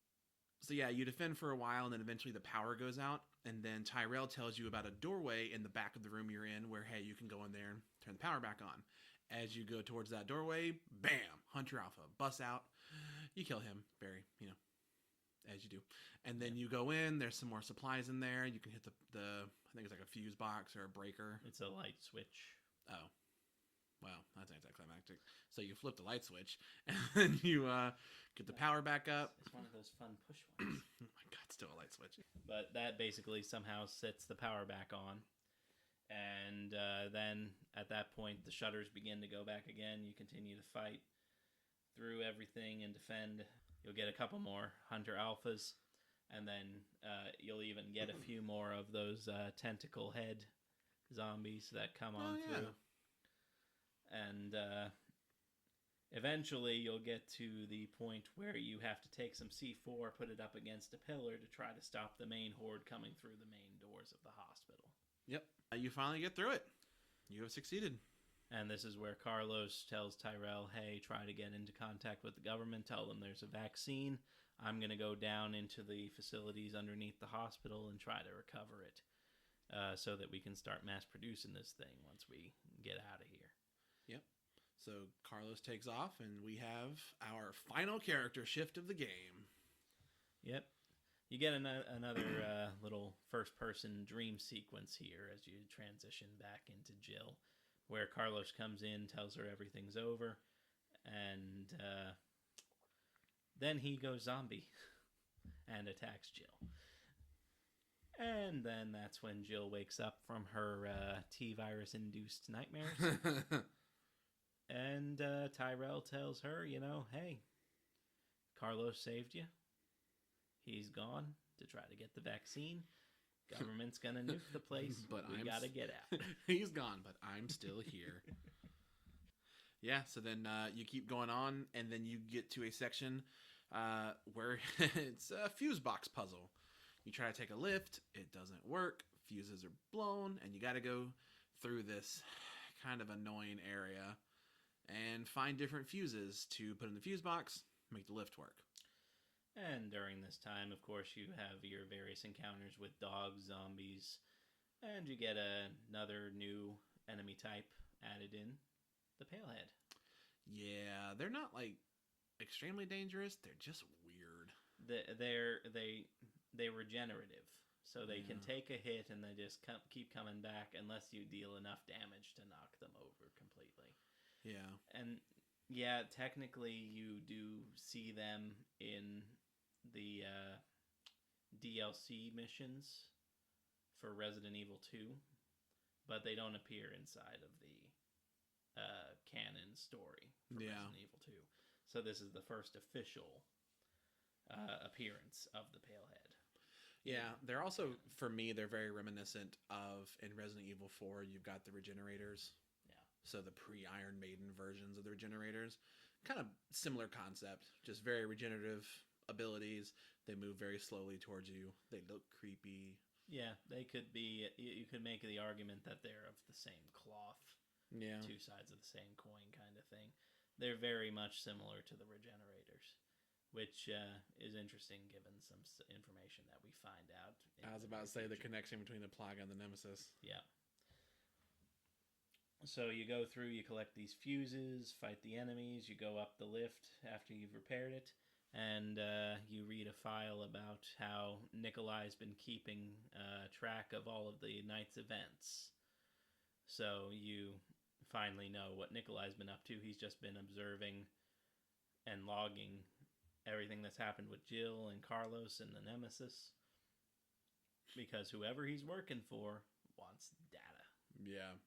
I love the idea of him just skulking in the background with a little notepad being like, ooh, that's good, yes. That's basically what's been happening. I know, it's just so funny to think about everyone else fighting for their lives and Nikolai back there with like one of the little old disposable cameras. Yeah, get her, Nemesis, get her. And then it's at this point Tyrell shows up again. He's even more beaten up than he was when he got to the hospital first. Tyrell. Poor Tyrell doesn't deserve what he gets. You done good, buddy, but you just couldn't make it. So the Jill and Tyrell make their way forward, trying to go find Carlos. And as they go through a door into a sort of underground lab area, Nemesis shows up once again, as is his wont. Yep. And just impales Tyrell right through the chest with a tentacle. Dude. Like, Tyrell didn't even have a chance. Tyrell's one of those guys that you know he's not going to make it, but you just kind of hope he will. You just like him. He's, Carlos's buddy. You just want him to, he's a nice enough guy. He's not giving you any problems. He's not evil or anything, so you just want him to be okay. But yeah, he's not. he's that secondary best friend character in a horror property. He's not going to not long for this world. He makes it fairly far though. Yeah. He's been very helpful and he's made it very far, which is commendable. And it's at this point we say goodbye to Tyrell, which is sad. Yep. Jill doesn't have much time to worry about that though, because Nemesis charges her. Yep. She runs away, drops the security door in front of him, and Nemesis can't get through that for a while. So this is where we come upon Nest number 2. Yep. So now we are officially in roaming territory of Nest 2. Our goal here is to synthesize a vaccine. We're still kind of looking for Carlos as well. Yeah. So you read the file, you get the sense that you need to pick up a couple different items to be able to formulate the vaccine. So Jill makes her way through the facility, fights a bunch of pale heads. Now there's a room basically nothing but pale heads. And she gets the various pieces. And in the midst of this searching for the pieces, she comes across this hallway that's lined with creatures in test tubes. One side is all Hunter Alphas, and the other side is all Tyrants. Yep. And I will say, when he says test tubes, they're like almost like big cryo chamber looking things. Yeah, so they are definitely full grown. So gonna bring out a full on like nerd reference for 90s kids, but Empire Strikes Back. No. Oh, I wasn't actually gonna think Back to Tank, but Back to Tank. That's what I always think of. I was actually thinking like in Mighty Morphin Power Rangers when Zordon is in the tube. That's such a better reference. It's just Zordon in the tube, man. Yeah, a little scalier, but yeah, that's fair. But so yeah, you have Hunter Alphas and Tyrants, and this is where Jill is like, "Oh my god, all of this stuff is happening." Yeah. Oh god. And you just know that this is like a little Chekhov's gun situation. Like something's gonna come to life at some point before you're done here. It is really funny though. You make it all the way to the end, you're like, huh. Maybe I was wrong. And then you have to come back through it. And you're like, no, I was right. As soon as you found that final piece that you need for the vaccine, you come back through the room and a bunch of the hunters pop out and you have to fight them. It corrals you in because they have the doors drop to make it a biocontainment thing. And it's just, it is what it is. You knew it was coming. It doesn't make it any less annoying. Yeah. I'm not gonna lie, I particularly enjoy this fight.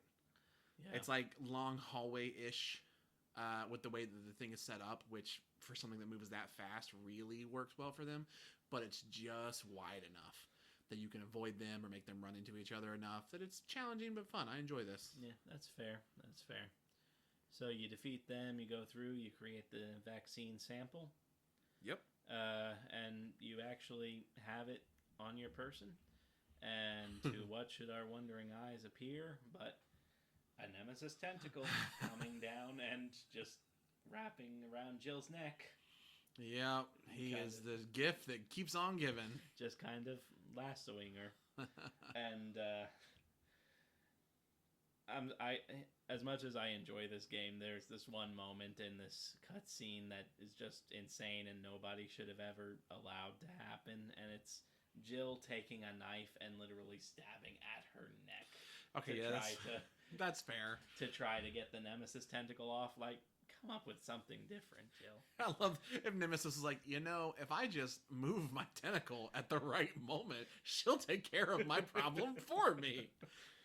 I do wish that one particular moment would have been thought out a bit more in terms of just the actual like motion capture and performance. Just imagine Brendan in the writer's room. Guys, got a quick question for you. What the fuck were you doing here? Why are we having her literally stab at her neck? Like if she misses, it's all over. Just stabs. Oh my god, green herb immediately. If nothing else, she could just reach up and like slash at the tentacle above her head or something, you know?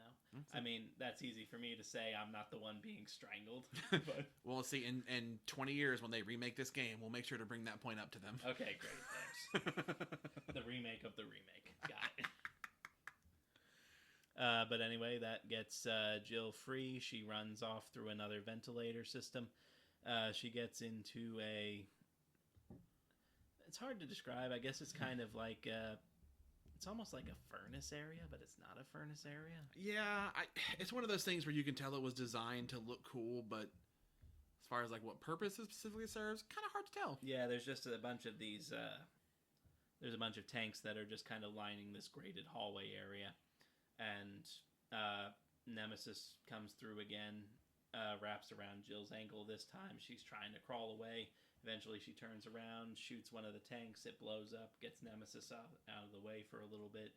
She catches a lift that's just there, I guess maybe a maintenance lift, and she gets away into the next area. Yep, just moving right along at this point.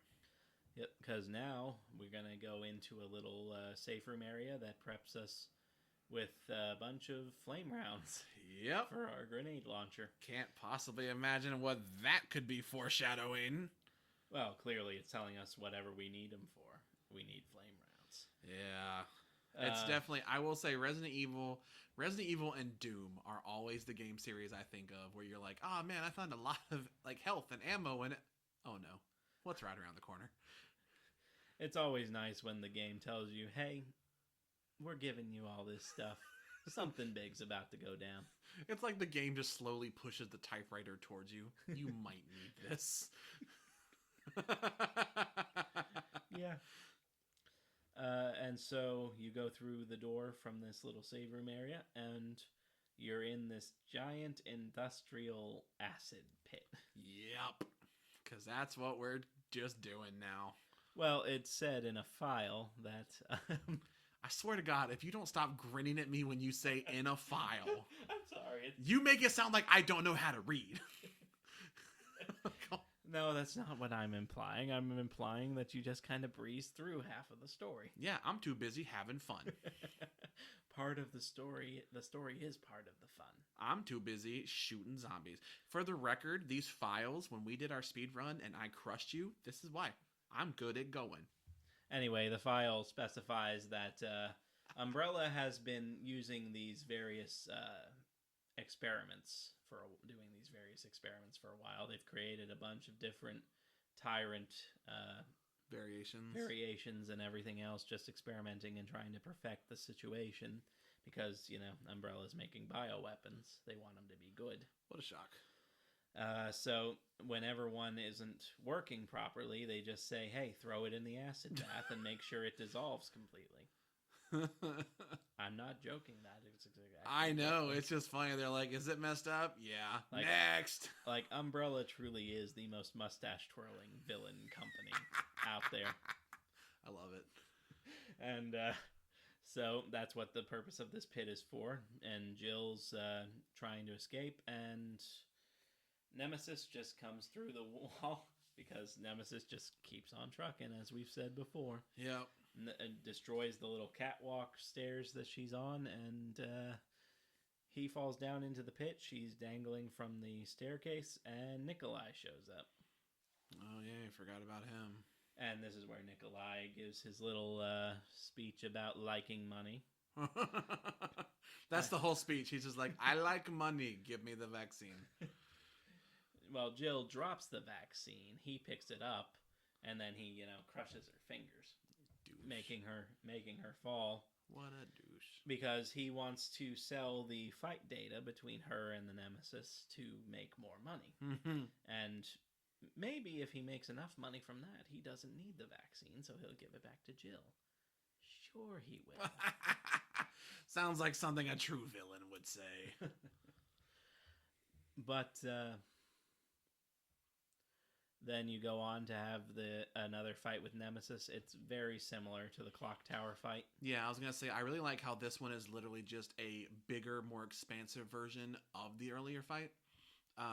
There aren't a whole lot of games out there I can think of where you fight the same boss multiple times, but there are some out there where they do a good job on kind of building and expanding upon what was there before, and you just get, the first time you had a kind of circular arena and you had him running around and you had to find a way to stop him. This time you've got a very similar thing where he's running around the arena. It's bigger, but you've also got a thing where he can hide from you and regenerate. You've also got a thing where zombies are coming in and attacking you as well. So it really is just everything was round one was this, and then round two was everything cranked up a bit. Yeah. I think it's a really well done, boss fight, enemy fight. I just think it's a lot of fun. Yeah, I understand the criticism of it saying it's too similar to the Clock Tower fight, and why would you have two of the same?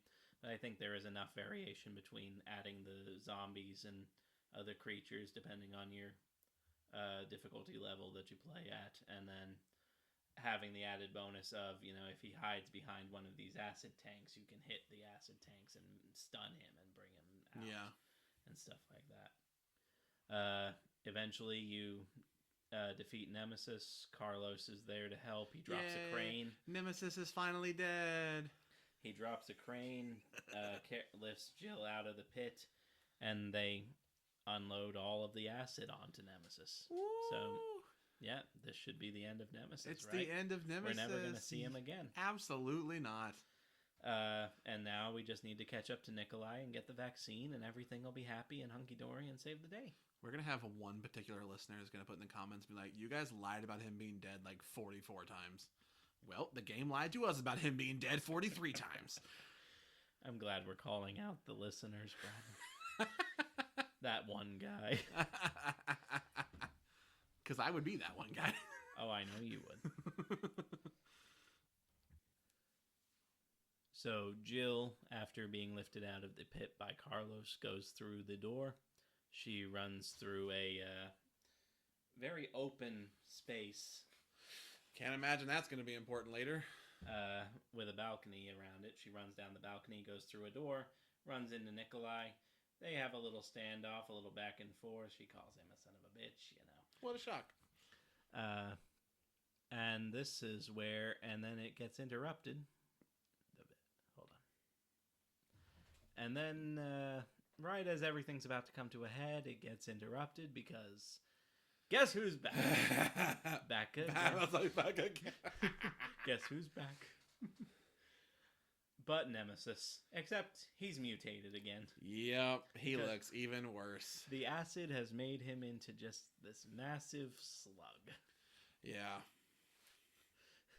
Yeah, it's not pretty.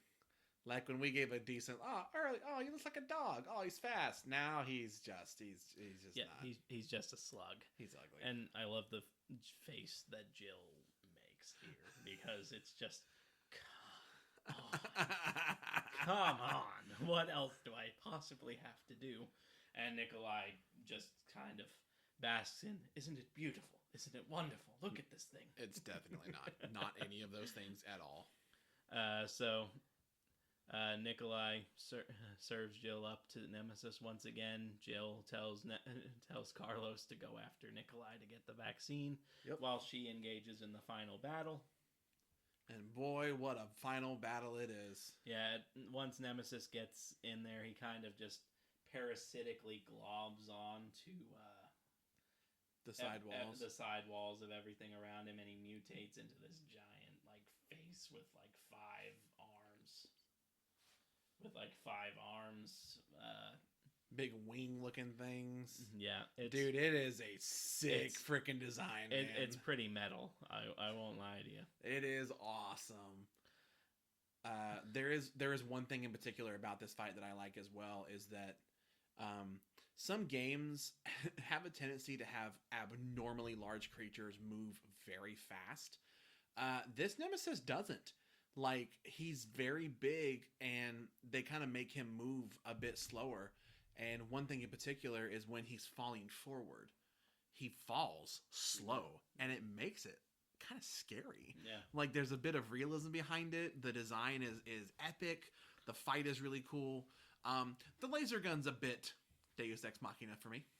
Maybe a little too much. Well, that's in the original game, though. I know, but it's just... I mean, it's not in that same form. I think it's just this giant, circular laser that looks kind of like a jet engine. Yeah. That just sort of shoots Nemesis. And, but this one, it's just a really large, very powerful the laser fact that gun. she can turn around eat this. I'm how strong are you? That thing is clearly made of metal and the size of a car. Yeah. And video games. The biggest problem that this gun has is that you need to reset the power cores that make it work, so that extends the battle out a little bit. You have to pop the pustules on Nemesis to get him to go down, like Bradley was talking about, where he goes down real slow. Meanwhile, you also have to try to dodge Nemesis's arms because he's, attacking you, trying to stop you.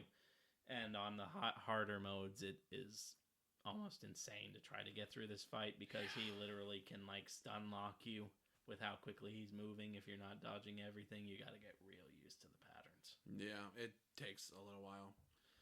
But it is really cool, when the fight ends, because all these other moments are oh, Jill's leaving his flaming body behind. Oh, she's leaving. Yeah. There is nothing left to the imagination when this fight ends. No, Jill's finally had enough, and she's just going to take this giant laser gun, ram it right down Nemesis's throat, and just pull the trigger. Pull the trigger, and he's done finally. Dude, the blast, the final blast from this thing, it creates like a tunnel through the freaking thing.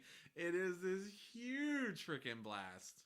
It creates a tunnel where like it splits Nemesis's body in two. I'm pretty sure there's a hole that goes down deep into the nest facility in the back of the wall. It is like awesome. it's insane. I'm just like, can you take this gun with you? That'd be great. Nikolai has the final show off, and she's just got this electric cannon. So at this point, Jill's done. She's been kind of covered in, Nemesis blood and guts and everything else. But it's done. She runs through the remaining carcass of Nemesis in pursuit of Nikolai. And you go through a little elevator core room that is pretty much exactly the same as what you had when you were escaping as Leon and Claire in the other nest facility in Resident Evil 2. Mm-hmm. Once the elevator gets to that point, you're at the roof. You're up on a rooftop, and you emerge to find Carlos knocked out.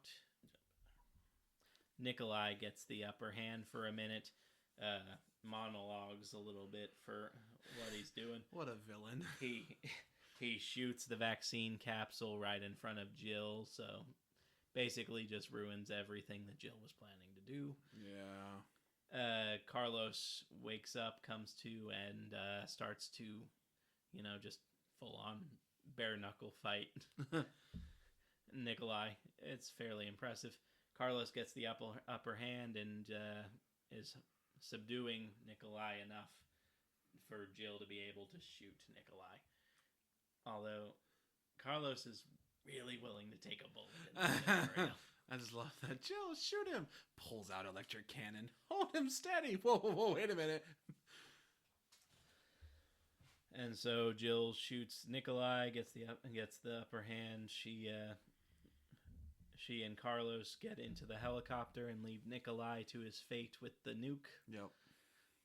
And they fly off into the sunset. Yep. And then that's a quote-unquote happy ending for them. Well, I mean, they go off. They watch the nuke actually drop on Raccoon City. Mm-hmm. Which we also saw at the end of Resident Evil 2. Yep. So we know how those timelines really sync up now here at the end. It temporarily throws the helicopter into disarray with the waves. Understandable. Yeah. Carlos gets control of it, though, and probably wouldn't that suck after all of this? They go down a helicopter crash. Yeah, that would probably suck pretty bad. But they gain control, and then I think this is the main part of the ending that I really have problem with. Jill gets a monologue about how human greed has caused all the destruction of Raccoon City. I don't think it was needed. Yeah. I think it was a little too much. A little too heavy-handed there at the end. Don't get me wrong, the actress delivers it well, and it fits, but I think it's a little too heavy-handed. Yeah. Yeah. I think you could have done with just seeing the nuke blow up, and then you get her "So long, RC" line, and then that's it. And it's nice. It's triumphant. They made it out alive. They didn't get the vaccine, but they're alive. I mean, I feel like throughout the course of especially RE2 and RE3 together, you've really gotten the scope of how corporate and human greed have really brought about the doom of this city. I don't think it needs to be re-emphasized in a monologue. Yeah. That being said, it's not poorly written. It's just, I feel unnecessary. I mean, I always skip it anyway, so. Yeah. And that brings us pretty much to the end of Resident Evil 3. Woo! Otherwise known as Nemesis. Nemesis everything. Everywhere. All Nemesis. Well, the original was Resident Evil 3 Nemesis. I know! So. God, it's just... See, I never played the original, but I knew of the name, and when I played this, I was like, God, is he the main character? This is ridiculous. I mean, more or less. It's just crazy, man. He just refuses to die, and... I, I don't know. This is where we kind of get into, people had some complaints about this game. I'm always that one that, I'm a big fan. We're both big fans of horror movies. I'm always that guy that when they're like, oh my God, I knocked the bad guy out. I'm like, cool. Crush his skull. Chop his head off. He's laying on the ground. Do something. But this one, I gotta admit, there are plenty of moments where she's like, oh, Nemesis is on the ground. Yeah, he's on fire. I think it would be a fair assumption he's done. Yeah. There's plenty of moments in this where Nemesis, by all accounts, should have probably been done, but Yep. he just kept on trucking. Like I said earlier, that little percentage just got low, and he just had to wait for it to build back up. And so, yeah, that brings us to the end of Resident Evil 3 Remake. Woo! And obviously, as we discussed earlier in our intro, this game was met with some mixed feelings by the Resident Evil fan community. Some to felt, put it mildly, some people felt it didn't go far enough. Some people felt it was too short. Some people didn't like that certain scenes were left out, or that certain lines were moved around or didn't exist entirely.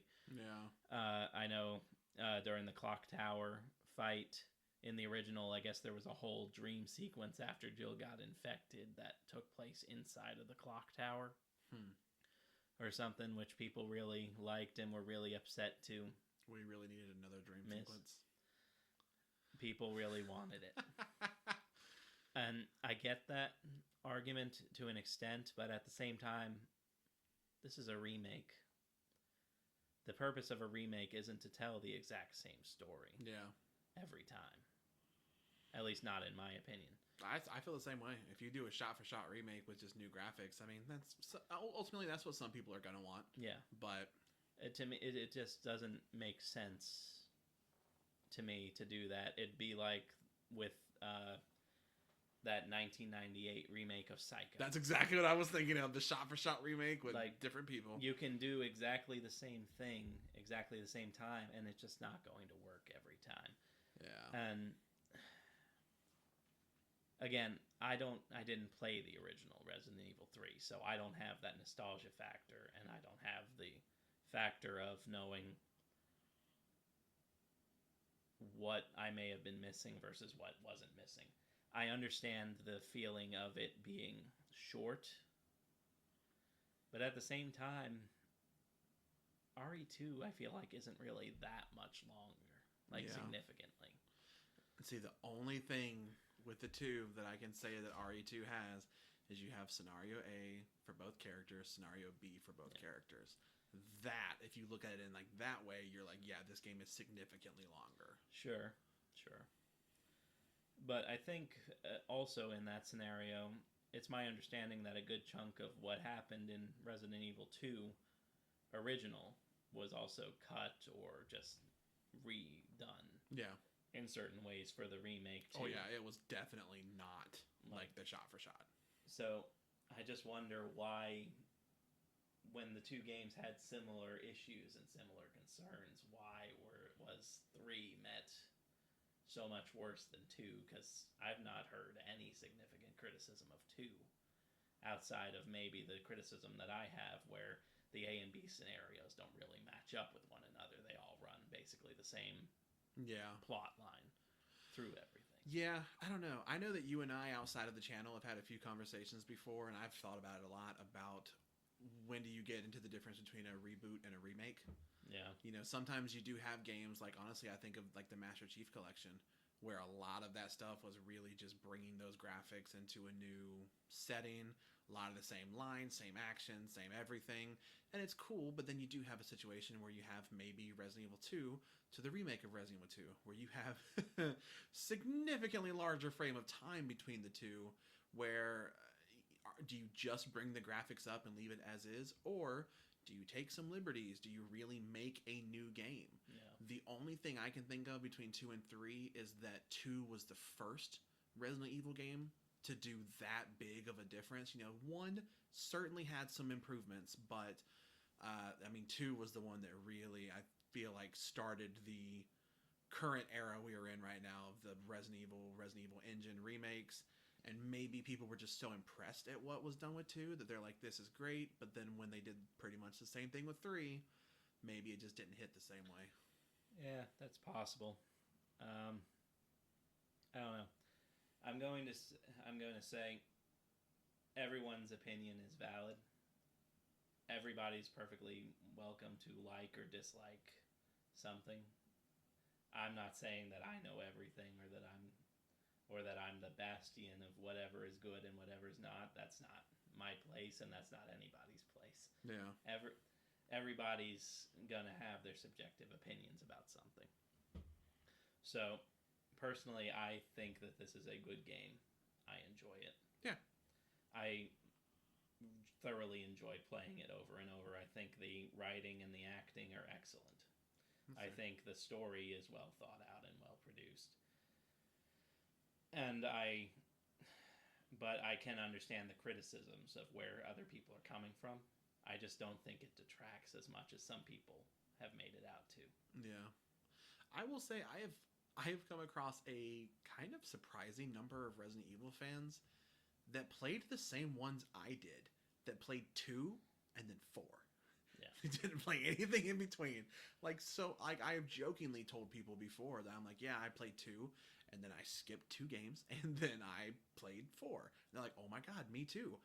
I don't know why that was just such a kind of popular thing. So, you give me crap for it all the time about the nostalgia goggles for something where, I played the original 2, so I really got to see a lot of the changes they made in 2. Yeah. But then 3, I didn't.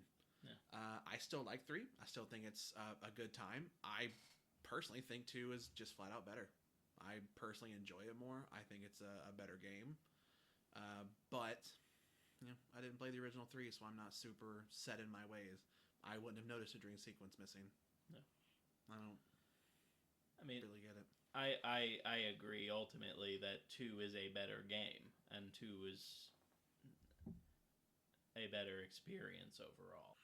Ultimately, I think this was a good game.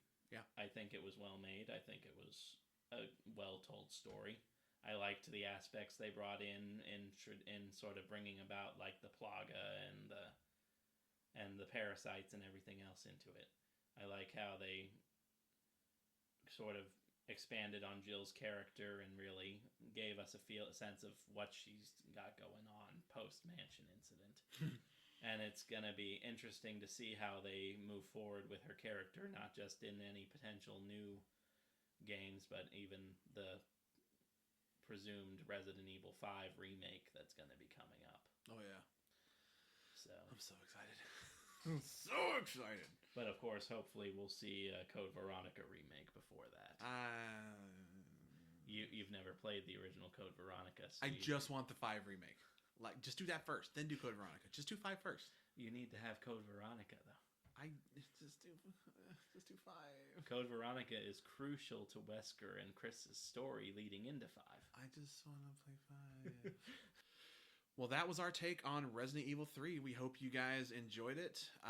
Please continue to check in with the channel as we dive deeper into the Resident Evil universe for now. We've already done 1 and 2 at this point. We had a lot to say about those. We will also, of course, be moving on into non-Resident Evil content as well. Oh, yeah.